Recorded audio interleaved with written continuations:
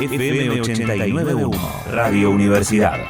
Seguimos en Solos y de Noche, 3 minutos pasaron de las 11. Habíamos anticipado que estaba la posibilidad de charlar con Gustavo Gauri. Justamente hoy se cumplen 30 años nada más y nada menos del disco que estamos compartiendo desde el inicio del programa. Hablamos de Bang Bang, Estás Liquidado. Y hoy temprano, Gustavo en sus redes sociales compartía una foto que tiene que ver obviamente con este disco y además una foto junto al Indio. Se viene una presentación de Gustavo, recién lo contábamos, ¿no? Un ciclo donde va a estar contando de qué se trató esta grabación el miércoles 16 de octubre. Para eso y para hablar de este hermoso disco y tener otras precisiones vamos a hablar justamente con él, con Gustavo.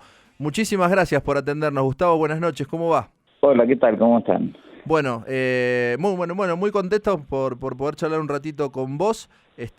Imaginamos que habrá sido un día agitado en este sentido, ¿no? De muchos llamados, del recuerdo de estos 30 años de este disco.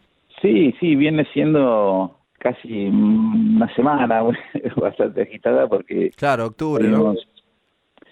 Sí, porque estuvimos preparando, como decías recién, la charla esta para el ciclo de ATIA grabado en Buenos Aires, que bueno, ATIA es la Asociación Argentina de Técnicos e Ingenieros de Audio, que nuclea a todos los que nos dedicamos a grabar discos para justamente visibilizar un poco y que la gente entienda de qué se trata nuestra actividad y qué implicancia tiene grabar un disco, ¿no?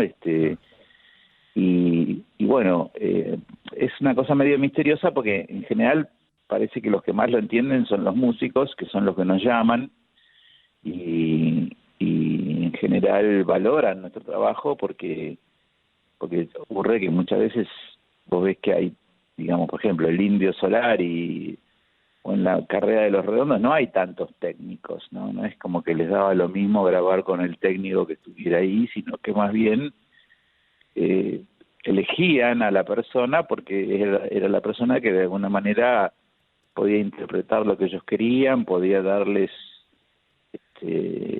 lograr el sonido que ellos buscaban, ¿no? Y a veces eso, por ahí en la gente que no está en el tema, no entiende muy bien de qué se trata. Piensan que por ahí el técnico simplemente, qué sé yo, enchufa un micrófono y chau. Y si no es así, hay toda una cosa creativa, de hecho, qué sé yo, el mismo grupo grabado por distintos técnicos suena distinto, ¿no? Entonces, bueno, ATIA se ocupa de generar actividades que de alguna manera expliquen cuál es nuestro laburo, y una de ellas es este ciclo que se llama Grabado en Buenos Aires, donde se presentan discos clásicos de la música nacional y se escuchan en un auditorio con un sistema así de muchísima calidad, y viene el técnico que grabó el disco, a veces también algún músico, y bueno, y se escucha el disco y se analiza y se cuentan pormenores técnicos y anécdotas y detalles de cómo fue la grabación. Y bueno, ya se presentaron, esta va a ser el octavo evento, ya se presentaron discos de Piazzolla, de Pedro Aznar, de Charly García, de Los Piojos, de Carajo, distintas, digamos, manifestaciones artísticas de distintas épocas. Y bueno, y ahora me toca el turno a mí con un disco de Los Redondos. Nada más y nada menos. Y justo elegimos este disco y esta época porque se cumplían 30 años. Entonces, bueno, estuvimos trabajando, juntando material, estuve con Solari en su casa recordando ese momento, grabamos un video que vamos a pasar en el evento donde él cuenta su experiencia, después también, qué sé yo, leyendo viejas notas de los medios de la época que digamos que acompañaban el lanzamiento del disco, recordando cosas que yo ni me acordaba que cuando estábamos grabando el disco, una semana antes justo había sido el levantamiento de la tablada, ni más ni menos, que fue un copamiento que hubo en un regimiento militar por un grupo subversivo y un montón de muertos y toda una situación que el país estaba convulsionado.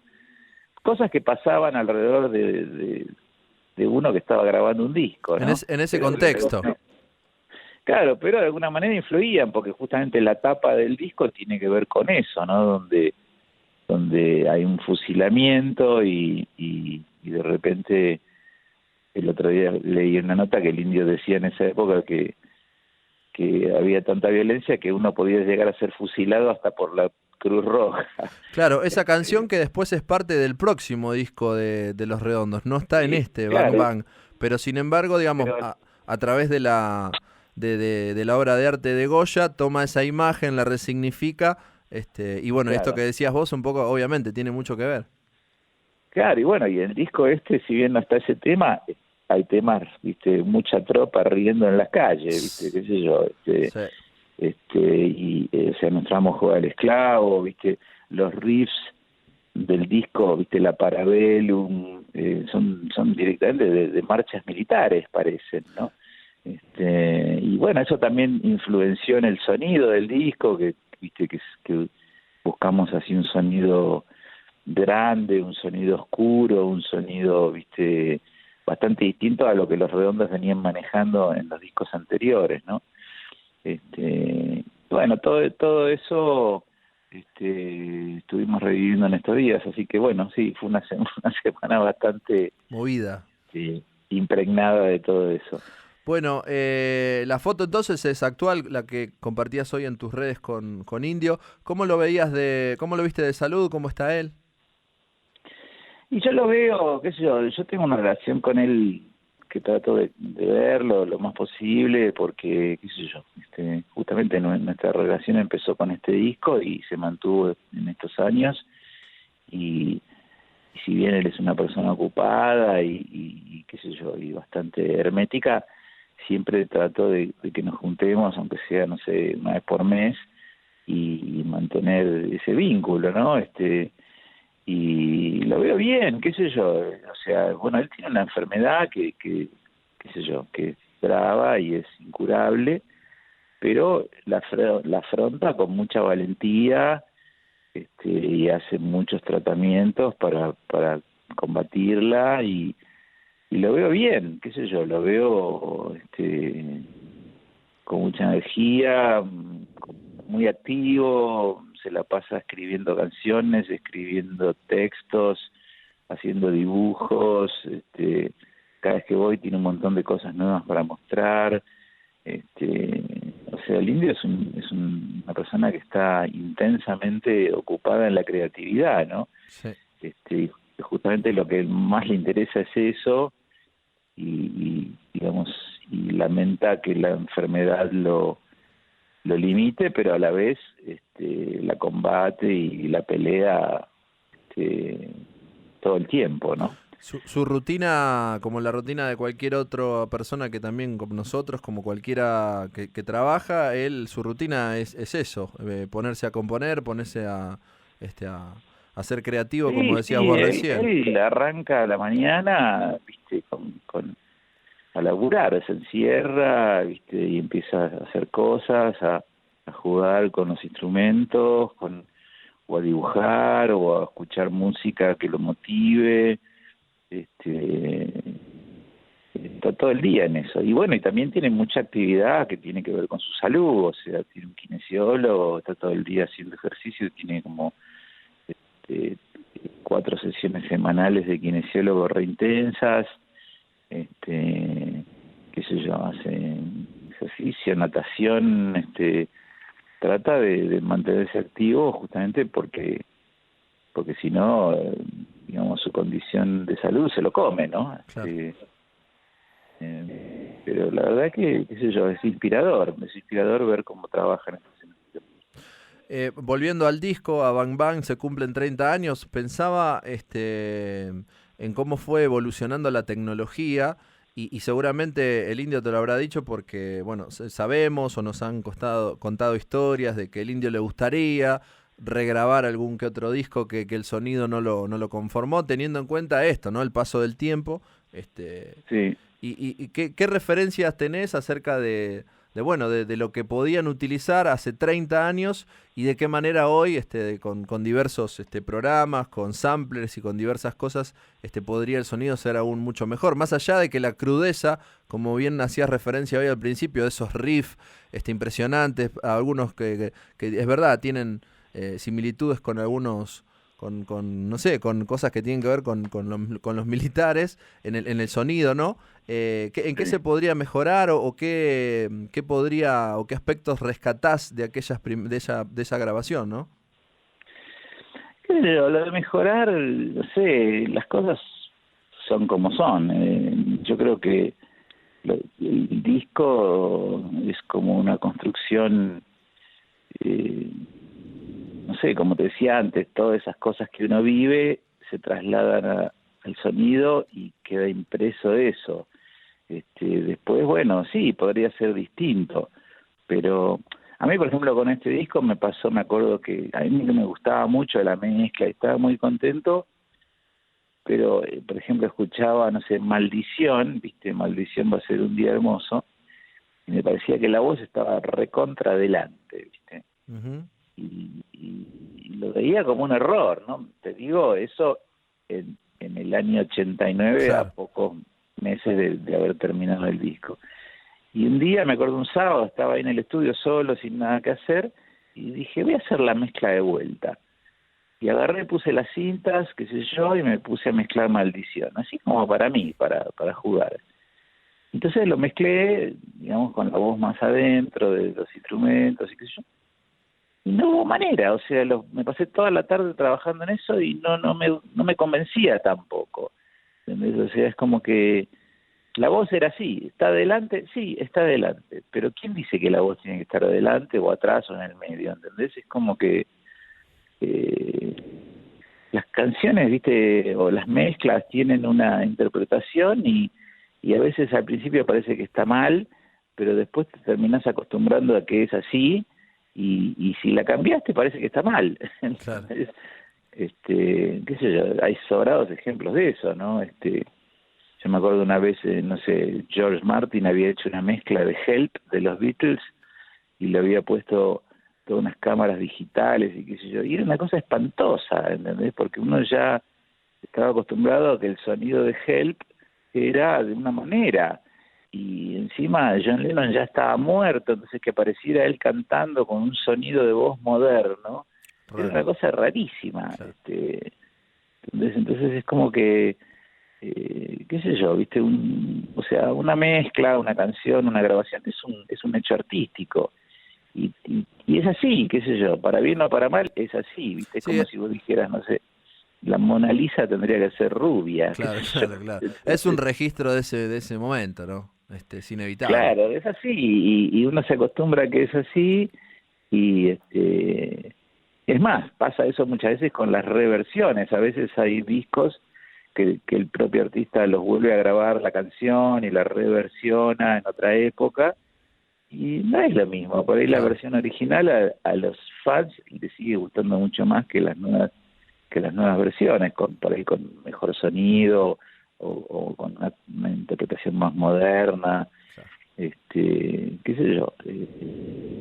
Pero esta pregunta, Gustavo, venía a propósito de que el Indio en alguna que otra entrevista había dicho que sus primeros discos le gustaría, no sé, cambiar a algo, que tenga otro tipo de Sí, a mí una vez me sonido. dijo que le parecía espantoso los coros de Superlógico, ¿viste? Sí, Que tiene unos coros llenos de cámara. Bueno, pero qué sé yo, sí, por ahí tiene razón, pero después si pones Superlógico sin esos coros claro, y no es lo los mismo. entrarías. Sí. Entonces, qué sé yo, es todo muy subjetivo, ¿entendés? Y los clásicos se terminan transformando en clásicos así como son, con sus errores y sus desaciertos. Lo importante es que tengan una personalidad, que hayan significado algo en ese momento, ¿viste? Y yo creo que Bam Bam, con ese sonido oscuro y así cavernoso, tiene mucho que ver con lo que fue esa época, con lo que son esas canciones, y de hecho funcionó, fue el disco que a ellos les permitió pasar de ser una banda de boliches a ser una banda de estadios. Tal cual. Y bueno, qué sé yo lo hablé con él muchas veces porque él tiene así como sus idas y vueltas y qué sé yo, y por momentos todo le parece que le gusta y por momentos se protesta. Y bueno, y él me decía, no, yo pasa que tenía otra, y yo un día le dije, pero Indio, yo pensé que a vos no te gustaba ese disco. Me dice, si no me gustara, no hubiera salido, me dijo. Después otra vez decía que no, que la mezcla no le había... De hecho, bueno, lo hizo mezclar de vuelta, lo mezcló otro técnico por segunda vez, y al final terminaron poniendo la mezcla original. Qué sé yo, el Indio es una persona Obsesiva en este sentido, ¿no? obsesiva e inconformista por naturaleza. Pero, por ejemplo, en la entrevista que le hicimos el otro día, que vamos a pasar en el evento, él dice que él se hizo las paces con todos sus discos, pero que bueno, que el disco que a él realmente le gusta es Momo Sampler. Claro. Que por ahí es el disco que menos le gusta a los fans. Es muy probable. Qué sé yo, es así, son como...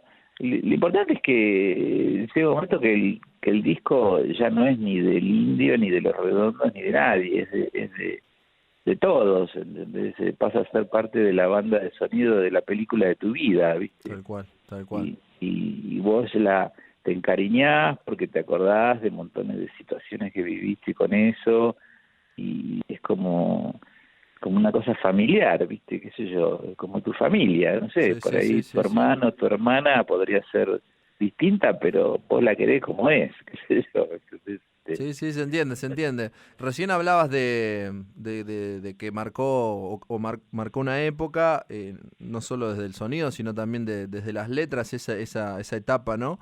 Año 89, pero si uno, sí. bueno, se mete en alguna de estas letras, como por ejemplo, Nuestro amo juega al esclavo, nada, va muy bien con este año también, ¿no? 30 años después, qué locura eso, ¿no? Cómo un artista logra que la canción siga cobrando sentido 30 años después. Y bueno, sí, hay, qué sé yo, cuando un trabajo artístico realmente tiene sustancia, sobrevive al paso del tiempo. Y yo creo que la música de Los Redondos tiene mucho de eso, no suena a viejo, o envejeció bien. En cambio, hay otras músicas que nunca se vuelven clásicos, sino más bien quedan como antiguas o viejas. Yo creo que con este disco y en general con todas las canciones de ellos, siempre se pueden escuchar, las letras siempre tienen sentido, siempre tienen significado, porque dicen cosas que son verdad, qué sé yo, que tienen profundidad, ¿no? Sí, sí. Hoy me quedé con una frase. Los Redondos siempre o al Indio se le adjudica cierta premonición, ¿no?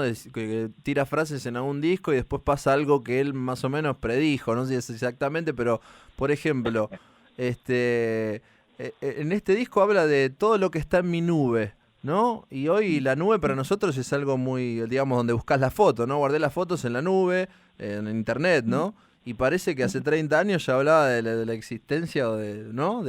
Por ejemplo, es algo que se me ocurrió hoy a mí, digo, ¿qué tipo adelantado o cómo es que el chabón parece predecir ciertas cuestiones? En este caso, todo lo que está en mi nube, que hoy para nosotros es un término muy simple, pero que en esa época, Sí.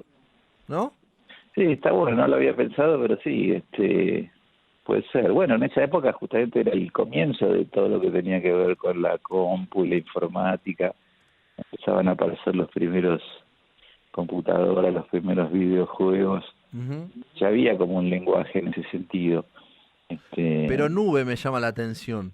Sí. Y bueno, eso sí, qué sé yo, hay un laburo de intuición que el artista verdadero de alguna manera tiene, ¿no? Uh-huh. O muchas veces la propia tecnología toma del arte nombres y maneras de referirse a cuestiones técnicas que en realidad están sacadas del mundo artístico, ¿no? Sí, tal cual. ¿Cuál de estas 9 canciones del disco, cuando escuchaste lo primero, los primeros riffs o la letra, mientras estaban grabando alguna toma, ya sabías que iba a ser una canción que iba a trascender? ¿O tuviste esa sensación? Este, ¿Te la- sí, qué sé yo, me parecía que nuestro amo juega al esclavo justamente era un gran tema, el riff que tiene, o el riff Ujú. de la Parabellum, me parecía que eran, eh, digamos, piezas musicales que iban a trascender. Después, qué sé yo, creo que como hits así radiales, me parecía que Ropa Sucia iba a funcionar mucho en las radios y eso realmente ocurrió, fue el tema Mm, con el que arrancó la difusión del disco, que eran cosas que elegían las propias radios, no era que la banda las proponía, ¿no? claro, claro. No, ni como ahora, que tal vez la compañía, ¿no? Sí, sí, ellos no hacían eso, realmente ellos le dejaban al musicalizador de la radio que decidiera qué era lo que querían poner. Eh, y Y bueno, Gustavo, el proceso de grabación fue, digamos, porque las bandas van mutando en cuanto al proceso de grabación, ¿no? A veces graban de a un instrumento, a veces todo junto. Bueno, en este caso, ¿cómo sí. fue la grabación de este disco en particular? No, no, bueno, yo siempre trato de grabar a la banda tocando todos juntos, como están acostumbrados a tocar, como prepararon los temas en la sala de ensayo. Ujú. Y bueno, el estudio se prestaba para eso, además ellos querían justamente sonar como sonaban en vivo, y se grabó la batería, el bajo y la guitarra de Sky juntos, y después, inclusive creo que había una referencia de saxo que después se reemplazó por el saxo final, se doblaron cosas, después bueno, se agregaron guitarras y qué sé yo, pero digamos, lo que es la base fundamental de Los Redondos, que es bajo, batería y guitarra, eso se grabó tocando todos juntos. Eh, y después, bueno, el indio cantó encima, y se agregaron, como te decía, sobre grabaciones de doblando guitarras o doblando saxos, pero la idea era tomar el sonido así, tal cual la banda había preparado los temas en la sala de ensayo. Claro. Y de hecho, yo creo que se logró, suena realmente como una banda de rock. Inclusive estos días preparando este evento y encontrando materiales, pude escuchar la presentación del disco en obras que hubo a fin de ese año y que está ahí en YouTube y suena prácticamente igual al disco. Eh, Simplemente que bueno, que en vez de haber por momentos dos guitarras hay una sola, es como que Sky trata de hacer todos los arreglos a la vez, pero el sonido así como está planteado es muy parecido a lo que se logró en el estudio. Y eso está bueno, porque es justamente lo que ellos querían.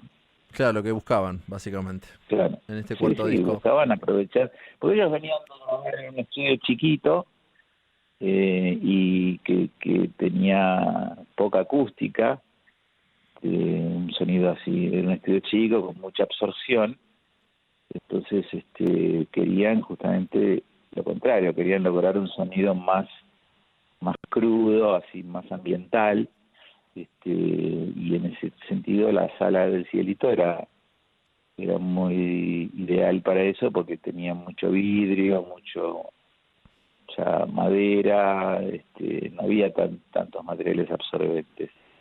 Sonaba así como en un garage, digamos, la banda. Claro.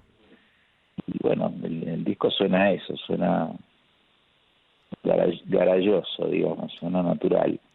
El 16 de octubre, entonces, te vas a estar presentando, Gustavo, en el ciclo, bueno, en el ciclo que obviamente está en el marco de este ciclo que organiza ATIA. Vas a estar Sí. hablando de, bueno, de los 30 años de este disco. La gente que quiera inscribirse, que quiera saber cómo hacer para ser Tienen, parte. tienen que hacerlo por internet en la página de ATIA, Ajá, o en la casilla de mail que es info@atia con doble a t i a sí. .com.ar, ahí pueden tener información o inscribirse para el evento. Perfecto. Bueno, ya como anticipabas va a haber un video donde bueno, una entrevista que le haces vos al Indio y cuentan Sí, detalles va a del haber disco. eso, va a haber casi materiales audiovisuales, va a haber después una rica comida y vamos a brindar para festejar estos 30 años. ¿Esto es a la noche? Es a las 20 horas. 20 horas. Es en un auditorio muy lindo que se llama Guaribay, que está en Belgrano. Perfecto. Bueno, está hecha la invitación, la verdad que más que interesante para ser parte y meterse de lleno en lo que fue la grabación de este hermoso disco que, como bien decías vos, fue el disco que bisagra que lo hizo a Los Redondos pasar de ser una banda de pubs, de boliches, de teatros, a ser una banda de estadio, nada más y nada menos. Y sí, cuando empezaron a grabar este disco tocaban en lugares como Airport y Satisfaction, metían Claro. 2.000 personas. Y a fin de ese año metieron 16.000 personas en obras, Claro. ahí en la cancha de rugby, así que evidentemente pegaron un salto enorme. Sí. Tremendo momento ahí de la historia de los Redondos. Pasaron 30 años nada más y nada menos. Gustavo, la última que te hago, y te dejamos tranquilo que estuviste o seguís en una gira tremenda de notas y de cuestiones que tienen que ver con este aniversario. Quedaste en el medio tal vez del Indio y de Sky, y por otro lado también quedaste en el medio, digo en el medio en el buen sentido, digamos, tenés buena onda con los dos, con Sky y con el Indio, y después Sí, por supuesto. con Julio Sáez y con el Indio también. Sí, yo lo conozco a Julio inclusive de antes, de su época del Indio. Uh-huh. Éramos vecinos ahí en Parque Leluar, nuestros hijos.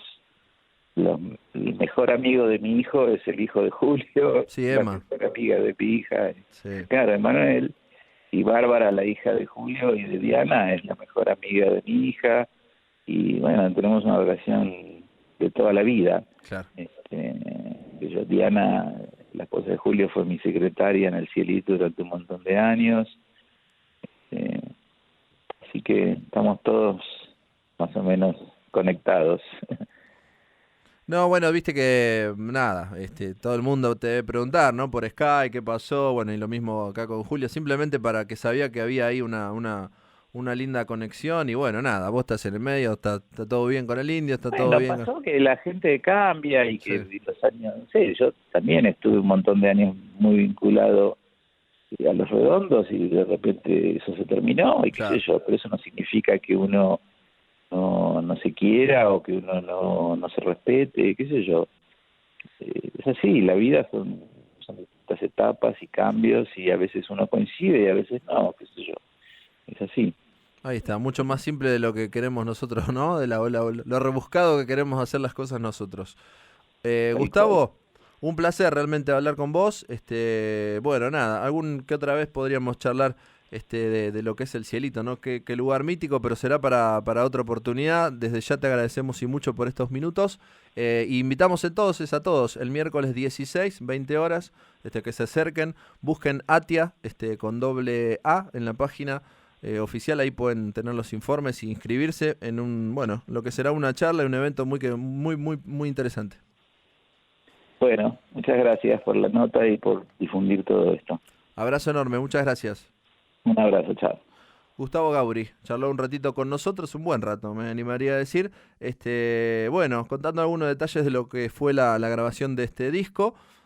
Dijimos que lo íbamos a estar escuchando a este disco. Bueno, tuvimos la chance linda, el privilegio de poder hablar con Gustavo, del proceso de grabación, bueno, de su relación con Indio, y de esto que también me parece fantástico, ¿no? Para tener en cuenta, miércoles 16, busquen la página de Atia con doble A, se va a hacer un evento, y bueno, tiene que ver, como nos contaba él, con las producciones, ¿no? Con la producción de discos y demás, y está muy bueno.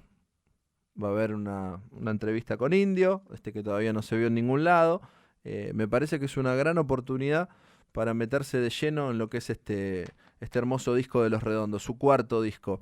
Vamos a seguir con una más, ¿te parece, Pantano? Seguimos, sí. El track número 5 de este disco, Perfecto. Nadie es perfecto, que así suena en Solos y de Noche.